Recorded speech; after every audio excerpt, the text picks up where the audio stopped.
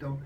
Chief Mitch Little is our township police chief, and Rabbi Ellen Walden from the congregation on Old Freehold Road, and Jeremy Grunin from the congregation over here on the right. The reason we're here is there seems to be some confusion or misunderstanding about what's going on here in Toms River. You know, effective tomorrow, Friday, March 18th, the recently passed ordinance entitled Cease and Desist is going to take effect. It was passed by the governing body on final hearing, then it has to be published in the news media, and then 20 days later it becomes effective. That cease and desist ordinance was established and created by the governing body as a result of numerous complaints over the last 2 years about the conduct of unscrupulous realtors, particularly in the northern part of Toms River and Dover Township. The conduct was really outrageous. It had to do with pestering people, telling people that had no intention of selling their house, that they ring their doorbells, knock on their door and say, "We want to buy your house. I'm not interested. I don't want to sell." Well, you better think seriously about it. We're going to be buying all these houses. We can offer you a good price now, and if you don't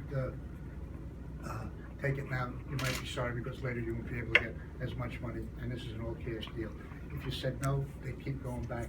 And as a result of hundreds of complaints that we've received here in town hall of that type of conduct, and I know the police got complaints like that too, the governing body, through the efforts of our law department, did some research. The research found a case in New York State, similar type circumstances were happening. The legislation over in New York State provided that the authorities could conduct a hearing and listen to sworn testimony of that type of conduct and determine if in fact it was actually happening and what geographic area it was happening in. And if in fact the governing body that was presented to believed it, then they could pass a cease and desist ordinance to delineate a geographic area and say that that type of conduct is absolutely to cease and desist in that area, and there would be penalties for the violation of it. The case in New York was, of course, challenged as usual on First Amendment freedom of speech basis and so on. It went to the